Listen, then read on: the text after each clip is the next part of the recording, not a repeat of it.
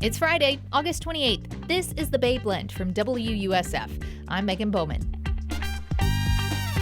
Malaika Hollist with Arts Axis Florida stops by today with the lowdown on events to check out in the Tampa Bay region this weekend.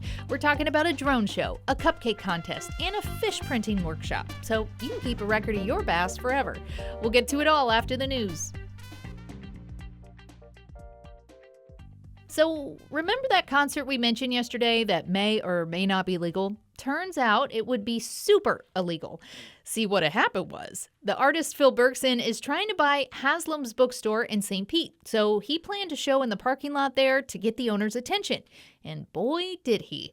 The owners released a statement yesterday saying they're grateful people love the bookstore, but they did not authorize the show, and it was not happening.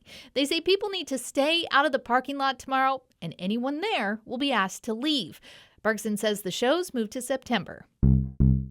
The Rays are one step closer to getting their new stadium in Tampa. City Council approved the finance agreement yesterday, 4-3. Tampa would contribute at max $80 million.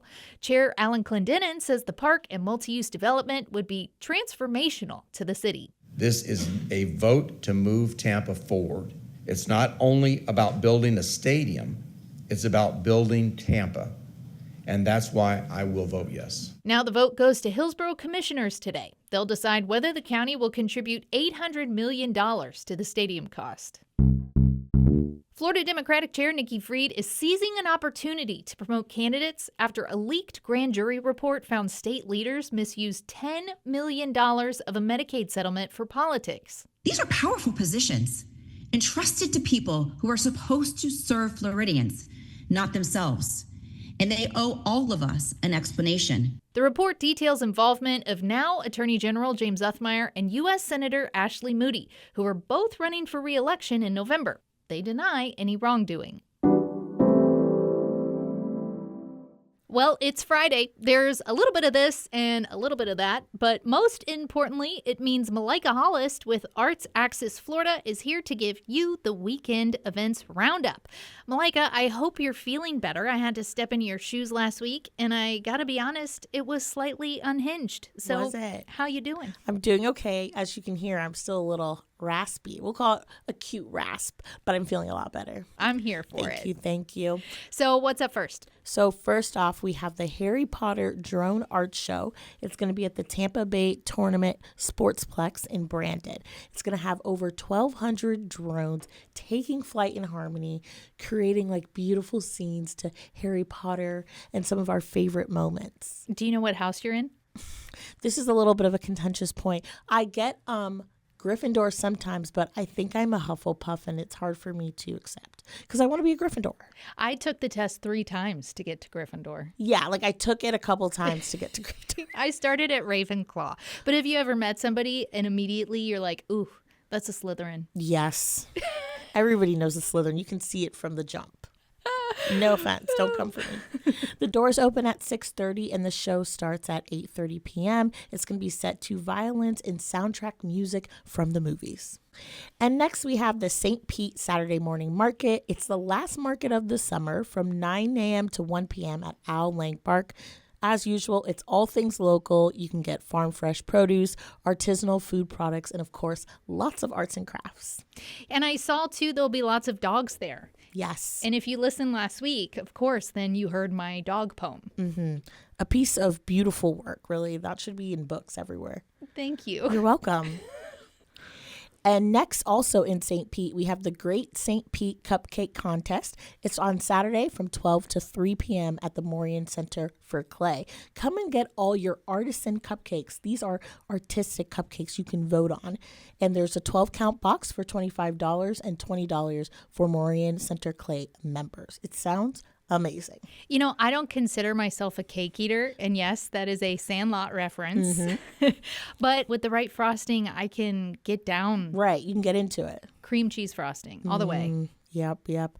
Also, guys, this is a contest, so make sure you vote because they'll be telling you the best cupcake at 3 p.m.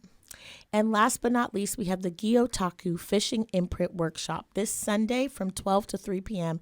at Trophy Fish in St. Pete. This is a traditional Japanese method of printing fish onto paper, and it's a great way to record a memorable catch. It's hands-on instruction, and you're going to leave with your own art piece that's imprinted. So the practice is hundreds of years old. I guess anglers have always wanted to show off their big fish. Yeah, still going these days. These are some that I could definitely check out. Right. These drawings. I'd hang this in my house. Maybe. Yeah, maybe. We'll see. But it'd be cool to watch. Mm-hmm. Well, it looks like it will be a fun weekend in the Tampa Bay. That was Malaika Hollist with Arts Axis Florida. Hey, thanks for joining me today. No problem. See you guys next week with a full voice, hopefully. Sometimes craving a cookie is excruciating, especially if you're trying to be healthy. Seitenbacher bakes cinnamon cookies with spelt flour. Tasty and helps your heart and digestive system. Now that's a sweet deal. Find it at seitenbacher.com. The Tampa area has a lot of history, and some of it is a little weird. Like on this date in 1912, Sarasota voters passed a referendum that outlawed free roaming livestock on the streets of Sarasota.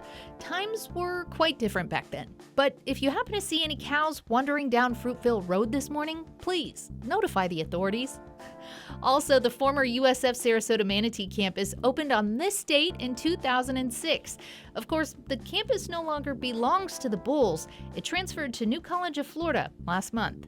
Nationally, today is a pretty important anniversary as well. In 1963, civil rights icon Dr. Martin Luther King Jr. delivered his I Have a Dream speech in front of about 250,000 people at the Lincoln Memorial in Washington, D.C. The reflecting pool there looks a bit different now than back then. Oh, so you got jokes, huh? Well, looking ahead to next week, if you think you're funny, and other people tend to agree with you on that, you can check out the open mic night at the Gimmick Comedy Club in Tampa, Monday night at 8. Sign up and get 5 minutes on stage to practice your set. It's a BYOB situation, and tickets after taxes and fees are about $8.30.